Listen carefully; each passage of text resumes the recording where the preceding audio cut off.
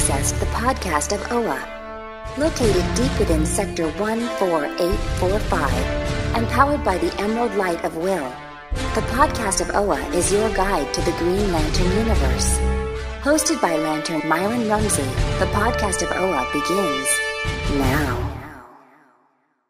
Hey, Green Lantern fans, welcome to episode number 248 of the podcast of OA. I'm your co-host, Myron Rumsey, and I am joined by my friend on the other end, Mr. Phil Bova. Phil, my friend, how's life treating you right now? Great, great. Been back, started my third week back. So the kids came back today and it's going to be a year, that's for sure.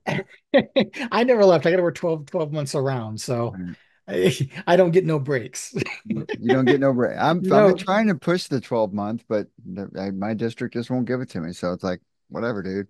yeah, got my boot off, so I'm walking with both feet, so that's good. Cool. That's Awesome. good. Good So deal. yeah, that's cool. I went to the Steel City Con last weekend with my wife. We were celebrating our 37th anniversary, and I took her so she could get her picture taken with Jared Padalecki from Supernatural. And so that was the anniversary gift I bought her.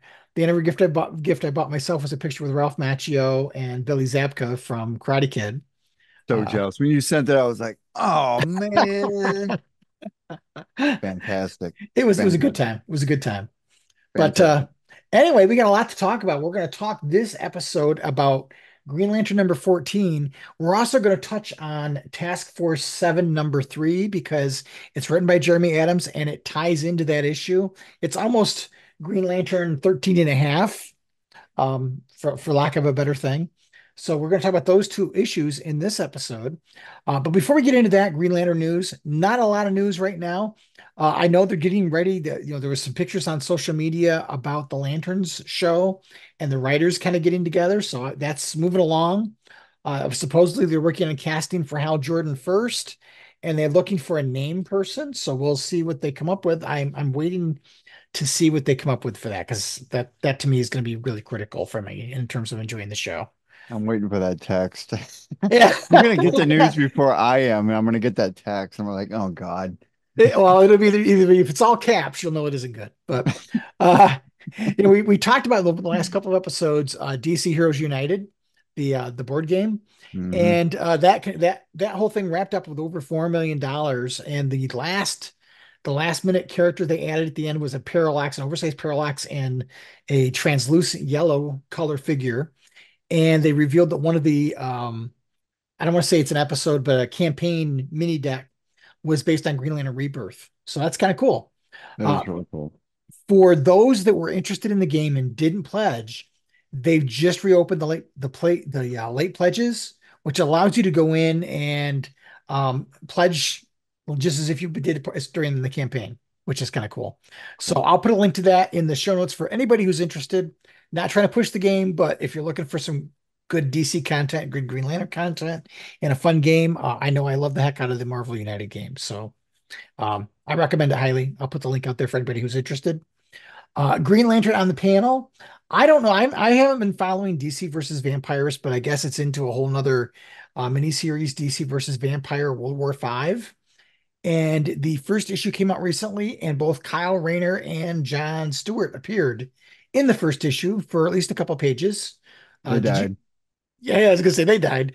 Rather I quickly read too. I read that they died and I read the pages of them dying, but that's all I've read of that entire series because I'm just not interested in it. No, once they killed Hal off, because it was so cool in the beginning when Hal made the milkshake out of one of the Wonder Twins. That was so cool. And it was such a neat turn. And then they sacrificed him. And I was like, man, that would have been great to have seen him stuck around longer. And everybody was like, well, where's the rest of the Lantern Corps? I mean, everybody assumed they might be dead. But here we see that Kyle and John survive. And John was looking a little old in the pages I saw. I A little grizzled.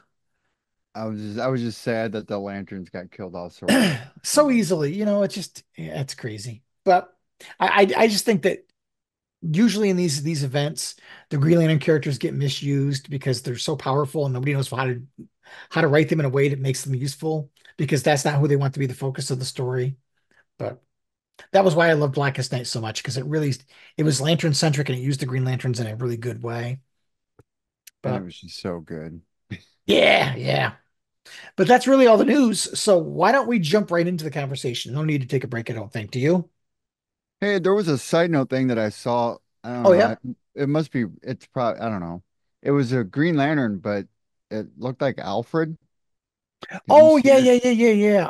I thought it originally was Sinestro because it looked Yeah. a little Sinestro-like. But then I noticed the ring was on the right hand, and somebody said it was Alfred. Yeah. So that's in an upcoming issue of the same series, I believe. All right. Well, yeah, there you go. Look forward to that, Anybody, Batman readers. anybody can get a power ring. First Black Canary, now Alfred. You know, It used to be a calling, but I guess that time has passed. that's a polite way of putting it. It's like DC's giving out power rings like Oprah Winfrey. You know, you get a power ring Yeah. and you get a Mhm. power ring. But Have anyway, one. Have one. uh, Task Force 7 number 3. Did you see the Hal cover that they did with Hal Yeah. and the Actually, I I love printed it. off a little Oh, nice, copy nice. for my desk. Yeah. I love that they used the actual release date of Showcase 22 as his inmate number. Yeah. And they've There, done that across the board so far. Yeah, I've seen it with all the characters that they have showcased. I thought that was really cool. They did a neat job with it. But yeah, this is written by Jeremy Adams. And the connecting tissue is this follows up on Green Lantern number 13 when Hal and Carol are in the trailer and the shark shows up and abducts Hal. And here we find out a little bit about what happened with Carol and that the Justice Society, as we saw in Green Lantern number 13, were fighting one of the Amazobots and Jadestone essentially, and they disappeared to Coast City. And so in this issue, we see them fighting Jadestone in Coast City. He reabsorbs the energy from Alan Scott. It reboots him, and it's kind of changed and altered Jadestone. And he's now starting to question things. And you see his word dialogues have changed, and he's starting to be presented with options that weren't, everything was kind of clear cut for him before. So how the Star Hearts is affecting him, that's a blooper. How the Star Heart is affecting him remains to be seen, but it's clearly causing some issues. And they grab Carol Ferris and rescue her. And so she finds herself amongst the JSA. And it's interesting because Jeremy Adams is kind of ignoring the fact that Carol has done a lot of things. That whole New Guardians run where she was with Kyle, she's kind of like seeing being a hero through different eyes Mhm. than she's had before. And she had that experience before, but maybe this is different because she's actually in the superhero community and not just with Kyle slumming around in the universe. Um, she's wondering what it is to be a hero like them, and could she give up everything that she knows to become a hero? And we know from what DC is soliciting that she is going to be a part of Justice League Unlimited, so clearly she sees herself in some fashion being a hero of some sort. And it's good because it's long overdue. I mean, she's been Oh put on the yeah, sidelines for a long time. There's no reason why Carol Ferris shouldn't be as popular as Lois Lane or Mara for that matter. I agree. I think it's really kind of exciting, and with some of that art we've seen from Justice League Unlimited, they did show Hal in some of the promo cover art for issue 1. I don't know whether Hal's going to be part of it or not, but I'm digging the idea of a Hal Carol power couple in the Justice League. I think that'd be cool. Yeah, and it's long overdue for them guys. And they've been Yeah, around a long time. And, not to be, I mean, they're older characters, right? So they're aged just like Clark and Lois are, or for that matter. So I don't yeah, know. It just seems to fit now. So I think now is a good time to get it done. I agree. I agree. I think it has a lot of potential. The other part that pertains to the story is we see Jadestone go back to the Hall of Order. He's now starting to, or it is now starting to question some of the orders that are coming from Amanda Waller. And then we see Carol with them, with the Justice Society, and she's kind of settled in with them a little bit, and they go to the Tower of Fate. Which is cool. Yep. And then Cool art. Alan Scott kind of willingly goes with Jadestone, And which then is we see, interesting. well, and then we see what happens to him in the next issue. Yep. So this is really, is it required reading? I don't think so, but I think it's interesting connective tissue. And I'm kind of liking Absolute Power as much as that Free Comic Book Day book turned me off to it. I'm kind of enjoying what I'm seeing so far for the most part. I am too, and I'm a little concerned about the fact that Amanda Waller has so much power. Like Yeah. I've always known she's had this. I mean, there's been so many iterations of her over the years. You can never tell where she is and where she's going to pop up at. And now all of a sudden she's center stage with being the main villain, which I mean, for all intents and purposes, it's not the villain in the traditional sense. So, and I think that's what makes it popular, right? It's not a big threat. I mean, something's not going to destroy the earth for a change, or Superman's not going to get kidnapped, or whatever the case may be. No, it's a threat at home. And when you start throwing in the AI stuff and when you start throwing in disinformation, that's just an attraction point these days because people look for that, you know, and that's the day Yeah. and age, it's the day and age we live in. So it's not, I mean, it's a special to look at through a lens that the superheroes are being subjected to that same kind of mannerisms as it would be celebrities, or just Joe Schmo on the road. Yeah, I think it's a different kind of threat. I Uh-huh. think it's interesting to bring her out of the shadows. I don't know if you could put her back in the shadows after this, but I'm sure if Amanda Waller is perceived dead, she can then go back to the shadows. Well, I But mean, that's just it. Like, what could they do with her after this? I mean, they can't necessarily just sideline her and they can't kill her off. I mean, she's too yeah, critical of a character for the DC universe, I can Strong see global. them faking her death. Yeah. Well, You that would, know yeah, that the that comic book death. Yeah, exactly. Well, I think it's a case of everybody's going to think she's dead until she craps back up again, or Right. something's going to happen with her that's going to keep her. She's going to be able to go back to the shadows. She's going to have to. Um, She's too popular of a character to not keep around in some aspect. exactly. But anyway, jumping into Green Lantern number 14, we find Hal as we left him, just discovering an arsenal worth of weapons on board the ship. This Uh, issue is comical. It is. It's a lot of fun. Zermanico is not doing the art in this issue. It's Fernando Passerin, who's done some artwork for Green Lantern in the past, and the inkers Eau Claire Albert, who had done a lot of Green Lantern during the Johns run. So some familiar names joining Jeremy Adams for this one. And Hal is kind of sneaking around, and it's as you said, it's comical because Hal is in a position where yeah, he finds his ring, but it doesn't have a charge because Jadestone absorbed it all. So he's forced to use weapons and some of the arsenals of some of the DC's villains to escape. So he uses some of the tops and some other things to escape, which is a lot of fun. And he's basically running around barefoot with just a pair of jeans on and no shirt, fighting these guys with all of these different weapons. It's neat because it forces Hal to, well, I should say it forces Hal. It gives Hal the opportunity to showcase his adaptability. And it's that whole, we've talked about it before, that rapid cognition. He's not a tactician, but he's able to rapidly come up with a plan in short order. Is good or bad of a plan you come up with in a split second. But that's his adaptability and using the javelin's javelin and a key gun and some of the different things he finds. It's a lot of fun to see. Well, and it's creative ingenuity, and he's always Yes. been good at that, right? I mean, anytime he's without his ring, he always adapts to the situation and he comes out of it. Now, I mean, the threat's real, don't get me wrong, because he doesn't have a shield and he's used to that shield. But I will say, I think with Hal Jordan, I think he's used to being without that shield. I think he can handle a lot better than most Lanterns can. Yeah, I think, it goes back to some people think it's foolhardy for him to fly without his power ring on. But it's that whole, if I rely on it so much, does it become a crutch? Well, and And those people saying that, are they test pilots for the Air Force? right, right. It's a case of can you adapt and survive? As you aptly pointed out, it forces him to use different muscles mentally.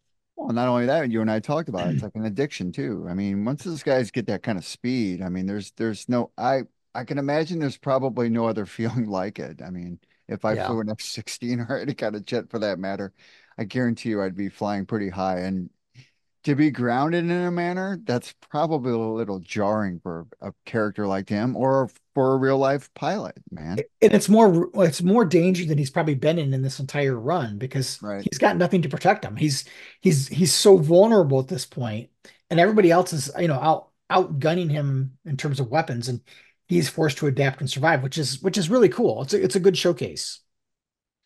Alan Scott has some more uh, interaction with Jadestone. I thought it was really interesting when Jadestone walks away because he's in the same facility that Hal's in, and he just doesn't know it. And Jadestone goes to deal with Hal, and it ends that one panel where Alan Scott says checkmate. Hmm. I thought that was a neat little Easter egg. So, what do you think his purpose is? Like, Al, so you got this robot who's got the semblance of the Starheart in him, right? So he's obviously feeling the emotions that a human would, not the natural pull, but some of it. So, you think that was Alan's purpose was to go in there and have an intellectual conversation and challenge this robot in a way that makes him start thinking more about that free will? Yeah, I think that's exactly what Alan did. Is Yeah, he's like, here's a chance for me to infiltrate, even though I'm giving them exactly what they want. They've got me right where I want to be, and allowing himself to maybe plant some seeds of doubt in that programming and make Jadestone question more because this could be the linchpin as to how the heroes win. Is right, Jadestone turning around and betraying Amanda Waller and the rest of the Amazobots?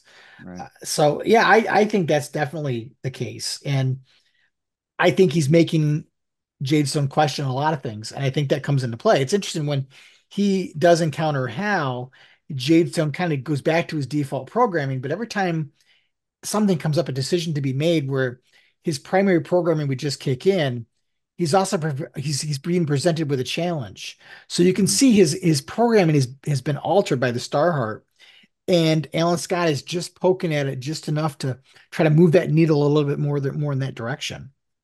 And if Amanda Waller has so much control over this stuff, well, how the heck does she not realize she's got a problem with one of her robots? Yeah, I don't think he's given up enough reason for her to question it yet, but I think we're going to see that happen. It makes me want to tune in more to the absolute power stuff to see where this goes. Uh, I Absolutely. loved I loved seeing Hal use the Condiment King's guns. He got mustard all over him. Was that mustard? Yeah, mustard and Yeah, ketchup. Yeah. he goes, I got spicy mustard in my eyes. What a lot of fun this issue is in using Blue Devil's trident, and it shows that Hal is sometimes dismissed as somebody who doesn't pay attention to things. This all comes from his experience, years of experience. He recognizes certain weapons. He understands how they work. He uses them to his advantage, which I think is really cool. Yeah, absolutely. I mean, that's the thing. He recognized every single one of them. Yeah, yeah. I thought this was just it was a lot of fun. Seeing him get away with things and using the javelins, and then Jadestone shows up. I think my only criticism is some of the artwork here and there, like Hal's face is a little off to me, but Yeah. I was it thinking the same thing. but it's not terrible. I've seen a lot worse. I didn't know if I didn't her face looked kind of, eh, Kind of generic. yeah, Yeah. little different. They send her on a mission to Hub City, and I'm thinking, why Hub City? Of all the places they're sending her to go and look for people, to look for heroes, why Hub City? Because the only thing that I can think of Hub City is that's where Core Industries was, and that's where the original question came from. That's a So, good point. I didn't think about that. so I don't know. In the original question is back. Which I didn't know. But there's two questions right now. There's Renee Montoya and Vic Sage. Hmm. So this is where Vic Sage was headquartered. So I don't know whether that's what's going to happen, or is it tied into with Blue Beetle in some way, or is there some other thing? I was like, of all the places you could have sent her, why Hub City? But And I thought the best part, I think one of the solid parts about this issue is their table discussion at the end. yeah, yeah, You know, I mean, she's thrust into a situation where she doesn't know any of these people, you yeah. know. It's I it's mean, it, it's a fish out of water a little bit. It's kind of right. comical in a way. She's trying to take it all in, and she's making comments about Alan Scott being old enough to be her grandfather. The same with the Wildcat, and then you've got Stargirl and these young kids. I just thought that was really interesting for her to make all of these observations because we don't get a lot of mental exposition with Carol. We get a lot of dialogue with Carol, but we don't get a lot of what's going on in her head. So I Right. really enjoyed that part of it. Yeah, it's more or less thoughts, I mean, a word balloon's one thing, but when you put somebody in an uncomfortable situation, And but not even her. She put herself there, right? I mean, she left the Yeah. altar to go get Hal, and then the next thing you know, now she's thrust into the fold. Yeah. You know, and now she's with these group of characters that knows that, okay, well, I got to side with these people because if I'm going to get Hal back, this is what I got. Hmm. But again, it's another cog for her, man. I mean, because we always say that she needs to be a more prominent force in Green Lantern books, and there's no reason why she shouldn't be. Yeah. And And she, this makes it really good with her. I'm assuming that she has a functioning power ring, but we don't know that for a fact. Yeah, it hasn't really alluded to the fact she's got anything, has it? Yeah. I mean, there's the one that during the table scene, there's somebody saying, well, we need an unknown. And then the other character says, but someone with power. So I'm assuming she has a functioning power ring. Yeah, I mean, she would have to, right? Yeah, I don't think Jadestone would have known enough to absorb any power from her because they went after Hal. He was the target. What do you think about these scenes on Oa with Theros and his council? Do you think he's losing the loyalty of the council because they question his whole actions about killing so many people? We didn't do this to be murderers, is one of the comments. I think if you can question him all you want, are you going to stop what he's doing? I mean, you know, that's just it. Right. I mean, who's going to put a stop to it? And this would be a good segue into getting the little blue guys back together and bringing those in guys in and throwing Theros out on his, you know what? Yeah, I've enjoyed the United Planet stuff, but I'm kind of getting ready for it to end. I mean, I didn't know the United Planet. So I was looking at there was a picture that I saw where there was a United Planets emblem on somebody's shoulder. It might have been Task Force X that was in, or Task Force, whatever that was. And I was trying to look it up. I was like, man, I need to find me a United Planet shirt, you know, because because it's like, I mean, so the United Planets has been around for a while, but if you think about it, it just kind of like popped on the scene, and all of a sudden it's this big bad entity now that's controlling everything, let alone the fact that it's involved with absolute power in some way, because you know that's going to come to a head with her and Theros. So I was just kind of like, man, where did this United Planets come from? I mean, it just seemed like it just came from nowhere, like popped right up. Yeah. Yeah, I don't know. I haven't been following some of the other DC books, so I'm not sure what they showed for the start of the United Planets. But it's interesting because these are all Derlin's undercover. What's going to happen? I don't know. I'm kind of interested to see what happens, but I'm hoping it doesn't linger too much longer. I'm kind of almost ready to move on. When's this come to a close, do you know? I don't think it comes to close until like November or so because you've got that Civil War special and that kind of stuff. And I think it's all going to come to a head at that point. So we got a while to go. Yeah. But again, we see Hal trying to escape from Jadestone. He's really outgunned. He's just trying to get himself away so that he can go in charge of this ring and really do something important. And then he grabs a wand and makes Jadestone think that he's killed himself because there's this huge explosion. But we find out that Hal ended up transporting himself somehow to Themyscira with a whole bunch of weapons. What a place to end up, right?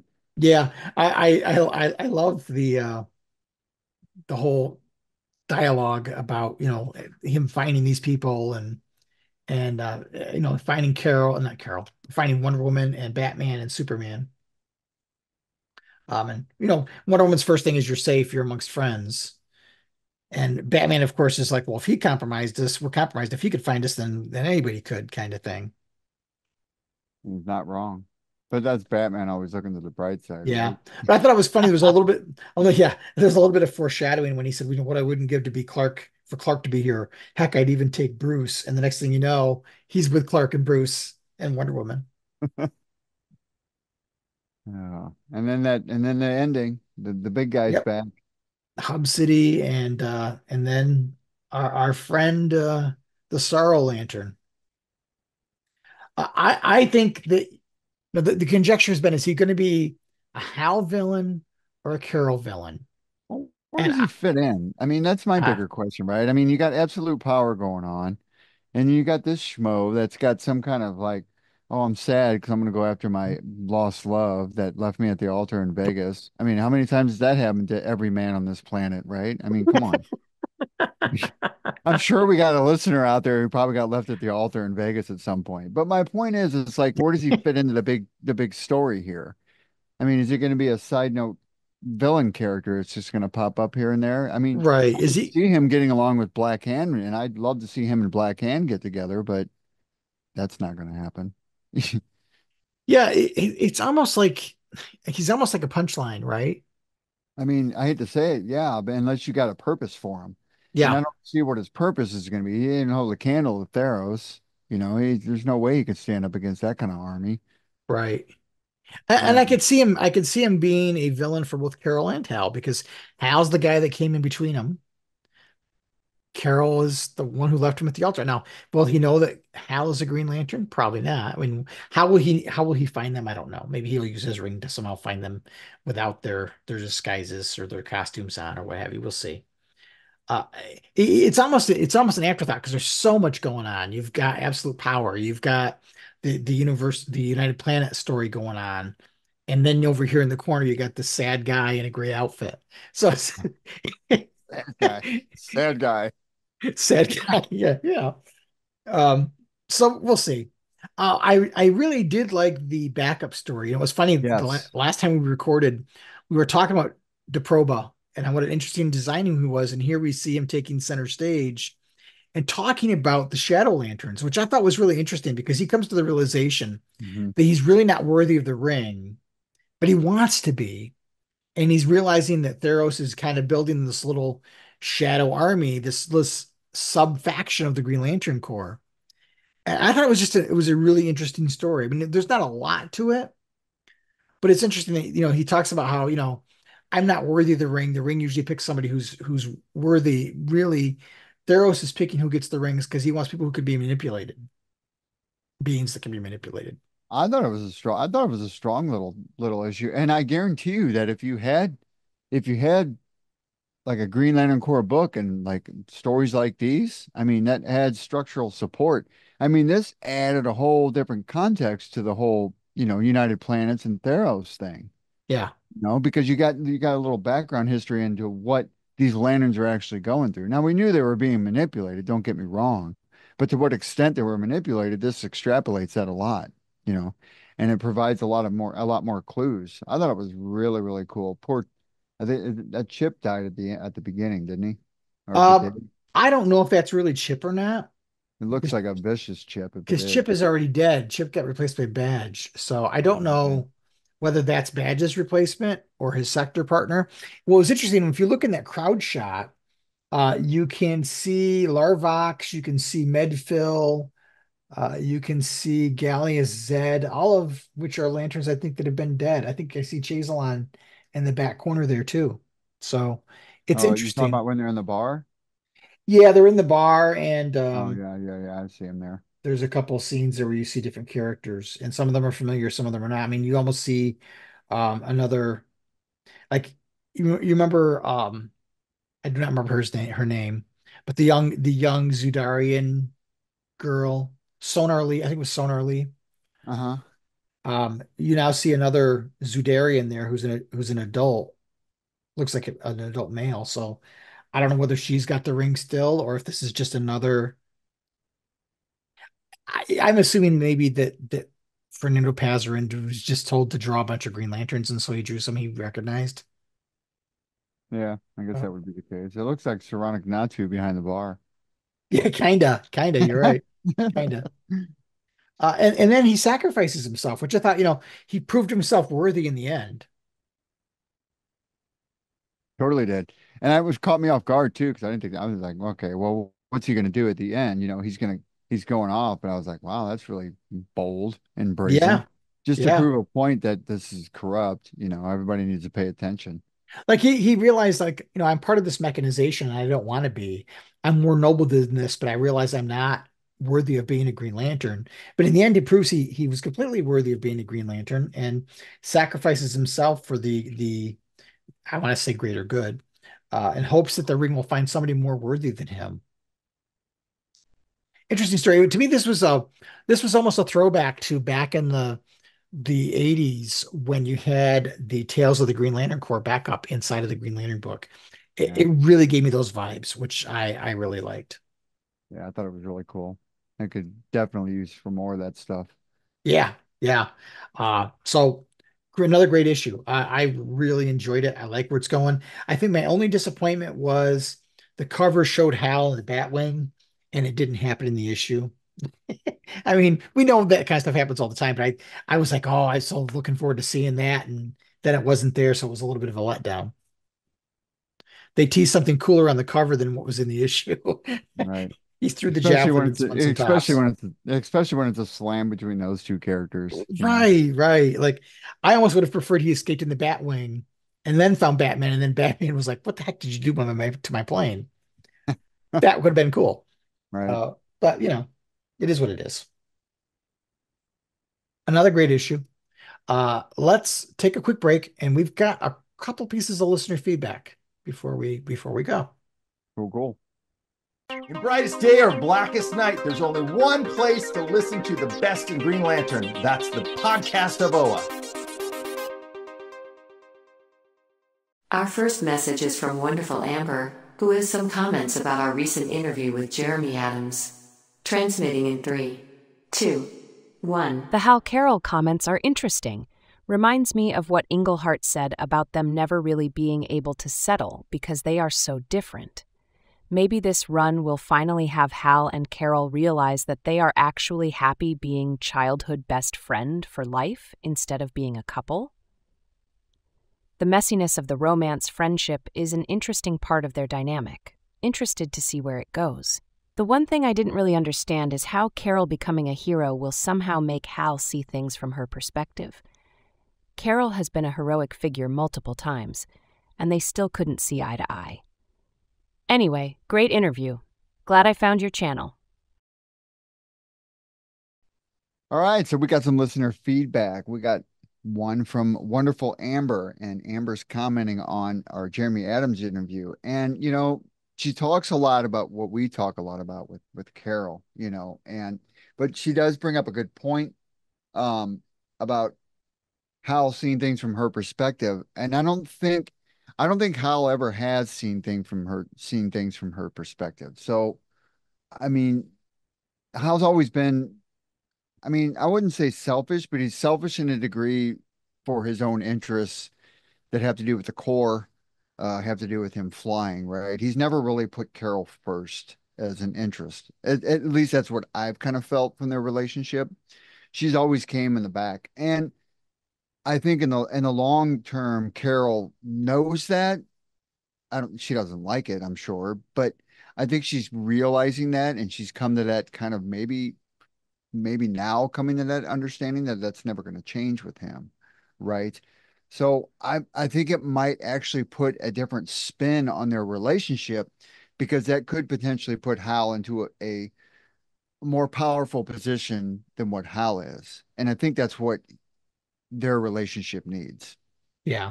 I've always looked at their relationship that, we learn a lot from our parents, right? We learn Right. about how we treat people and things from our parents. And Hal watched his mother and father have conflict because his father was following his calling, and his mother had a hard time letting him do that because of the danger involved.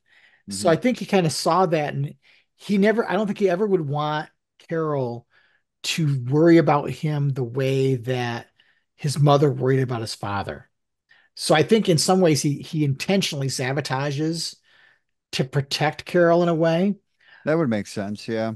Um, but I also think that Hal is so much concerned about protecting other people that that's secondary. Like, he puts himself last and he puts Carol even further back because I don't think he wants her to get too close. Right. I think he's afraid of that, quite honestly. I think he's afraid of, just like his mother was afraid of losing his father. I think he's afraid of losing Carol if he lets her get too close. Like Hal's always been very guarded. Hal doesn't let his guard down with too many people. So I think he even has a hard time surrendering to Carol. I mean, look how long it's taken him to get the point of to say "I love you." Well, and look how his actions towards her. I Right. mean, he fumbles a lot. He doesn't say what he feels half the time anyway. Yeah. And how many guys out there on this planet are? I mean, I was one of them until I grew up, but I mean, he never really is forthcoming with her, and I think, I mean, we're sitting there talking about Hal and Carol's relationship like it's I think it's the real. Phil Donahue show. Rest in peace, Phil. But like, I don't know. I mean, I think what they need is Amber is a really good sit down, a really good table talk conversation between two adults, and they could finally hash out their differences and put all the cards on the table and say, "This is why I love you, and let's go move forward." They need to spend some time Who with needs Phil Lois. Donahue? They need to spend But some time with Lois and Clark. yeah, and there you go. They could do a couples date. They could even throw in Arthur and Mira, and they could learn so much from these guys. Yeah, I because love it. Lois and Clark to me is the epitome of it. Is that Lois accepts Superman's obligations, which Carol doesn't do for Hal, Right. and Clark trusts Lois to be able to handle it, which Hal doesn't do for Carol. Mm, So they are point. lacking what they could learn from Lois and Clark. I'd love to see something like that happen. Uh, but yeah, I think it'll be interesting. And thanks, Amber, for finding us. You found the show through this interview. I hope you stuck around. I hope you're listening to this episode now. We're glad to have you. Welcome to the Blog of OA podcast of OA family. We hope you stick around, and we hope we continue to provide you with some content that you find fun and interesting.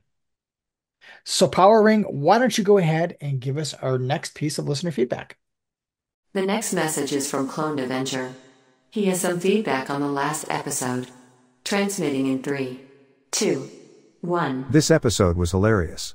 I feel you guys' pain about Crisis Part 3 and Beware My Power. Also, about the Sorrow Lanterns, I wonder if it just exists because the emotional spectrum is out of whack, and may end up gone if, probably when, Kyle restores balance to the Force emotional spectrum. Also, I'm sure you guys have seen now that it looks like Lanterns is set to film in January 2025 in Atlanta, and they are going for a big-time actor for Hal Jordan. I'm still holding out hope for Chris Pine. Jensen Ackles looks like Earth 1 Green Lantern, but I think he will be busy with the Soldier Boy spin-off. Glenn Powell and Josh Hartnett are two other names I like. Sorry for long responses. I try to trim them down, but it never works for me.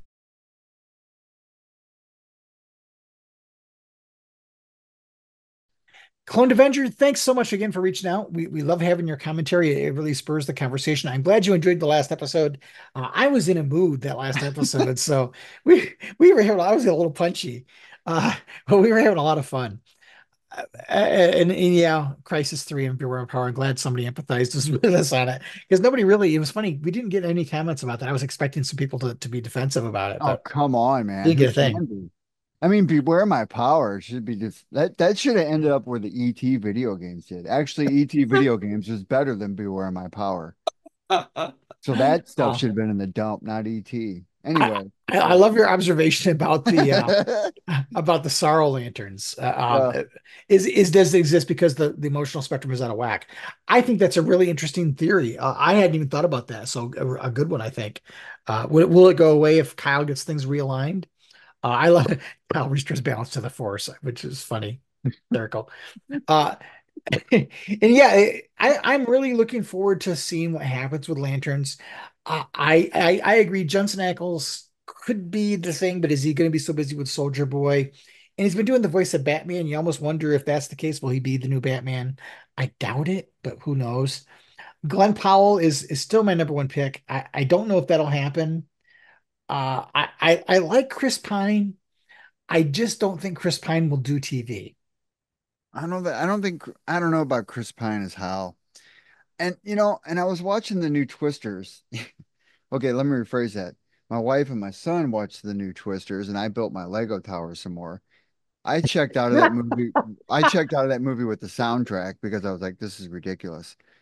And then I checked out even more when I was like, this is so predictable. I mean, the dude is obviously being paid off by corporate, whatever. Anyway, my point is, I like Glenn Powell, but I fear that the dude is getting typecast too many times to be this kind of like like this arrogant, really, really good looking dude who's, crap don't stink, and he's God's gift. Kind of like an early version of Ryan Reynolds. You know what I I can see mean? that. I can see that. And I don't know. But I like Glenn Powell visually as a Hal Jordan, but the more I watch his acting, I don't know if he could pull off. I mean, maybe he can.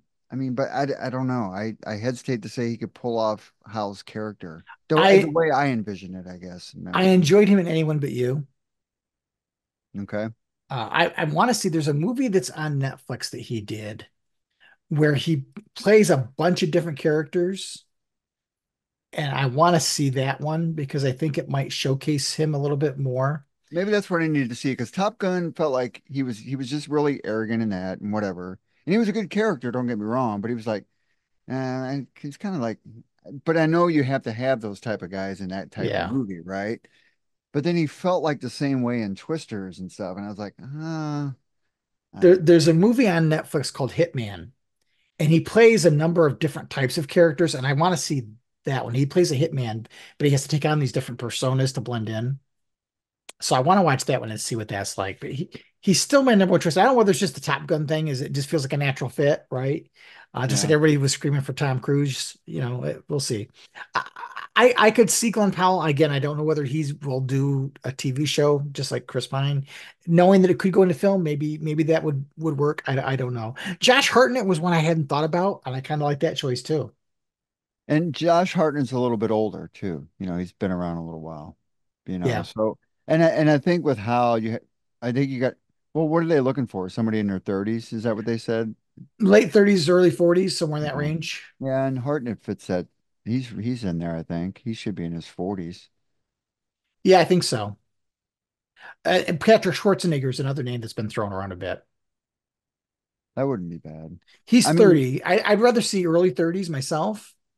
I I'd mean, rather see John Stewart be a little bit older 20s and or not Patrick Schwarzenegger, Hal Jordan being in his early 30s would be what I would like to see. yeah. I don't know, man. I think they're gonna nail it. I mean, to be quite honest with you, James Gunn is doing great work with this stuff. I mean, the stuff he puts out, he's really, really he informs the people of what he's doing. He always puts down the rumors right away. The dude he casts looks like and I told you this, he looks exactly like he almost looks like Henry Cavill when he started doing Superman, Man of Steel. But I think with the Lantern stuff, with as much scrutiny as this particular genre of the comic book world gets, this particular grouping anyway, I don't know. I think they're going to do right by it. I really think they're going to be listening to the fans, and I hope that they pay attention to what people say. They'd be ignorant not to take source material for what it's worth. And the smart source material is number one, your books and your fans. I mean, that's where it all groups from. I agree. And So Clone Avenger, don't worry about the length of your responses. By all means, say what you want to say and ask questions because it spurs good conversation. does does we need to have them on the show. Yeah. All right. Well, Power Ring, why don't you tell everybody how they can be a part of the show, and then we'll wrap things up. You can become a part of the show by leaving a message up to 1 minute long on our voicemail line. Call us at 406 POD OA. That's 406-763-6362. You can also email us at podcast@blogofoa.com. We'd love to hear from you. This is Giancarlo Volpe, producer of Green Lantern, the animated series, and you're listening to the podcast of OA.